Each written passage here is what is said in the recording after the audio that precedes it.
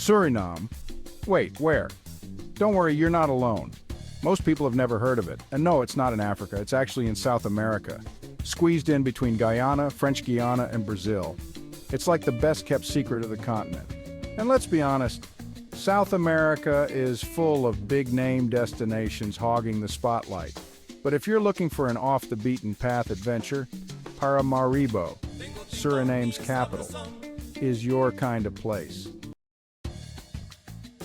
Hi everyone, welcome to Comfortable Shoes Travel, where we explore hidden gems and off-the-beaten-path destinations. Today we're heading to Paramaribo, one of Latin America's most undiscovered cities. Now, getting here is an adventure in itself.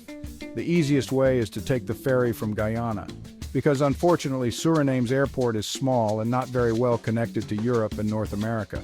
The good news is, once you make it here, you'll be rewarded with Dutch charm, tropical vibes, and a mix of cultures that somehow just works. Suriname was a Dutch colony until the 1970s, which means two things. The official language is Dutch and the architecture looks like Amsterdam took a vacation and decided to stay. It's a wild mix. Old wooden colonial buildings, tropical greenery, and a delicious culinary scene that reflects its diverse heritage. One of the coolest things about Paramaribo is its incredibly tolerant religious vibe. There's literally a synagogue and a mosque standing right next to each other like old friends who don't let differences get in the way of a good time. If only the rest of the world could take notes. Okay, let's look at things to do in Paramaribo. First stop, Fort Zeelandia. Built by the Dutch back in the day, it's a serious old-school fortress made of red brick. Here you'll find cannons, a museum, and some pretty dark and dramatic history, but also some amazing river views. Next, Fort Nieuw Amsterdam, because one fort is never enough. This one is actually an open-air museum, so you can walk around and check out old cannons, bunkers, and exhibits that give you a peek into Suriname's colonial past. If you want to go back in time, visit one of the old plantations. It's a fascinating and sobering look at Suriname's past, with some sites offering guided tours that really bring history to life. And for something a little more relaxing, river dolphins. That's right, Suriname has its own special breed of pinkish-gray dolphins, and you can take a boat tour to spot them. Just picture yourself floating down the river, drink in hand, watching dolphins do their thing. Not a bad way to spend an evening. If you like wide-open spaces and impressive buildings, head to Independence Square and check out the Presidential Palace.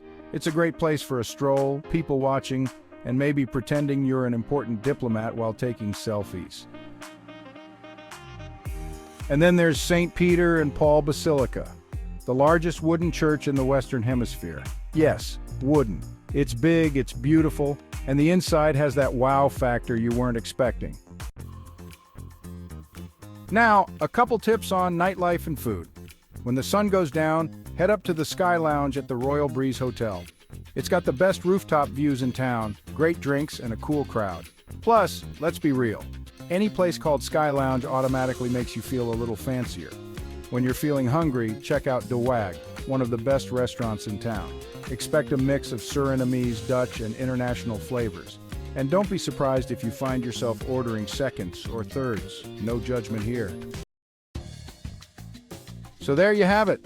Paramaribo, Suriname, an undiscovered gem with history, culture, river dolphins, and just enough Dutch influence to make you feel a little more worldly. It's off the beaten path, but hey, isn't that the best kind of travel? Thanks for watching, and we'll see you next time. Happy travels.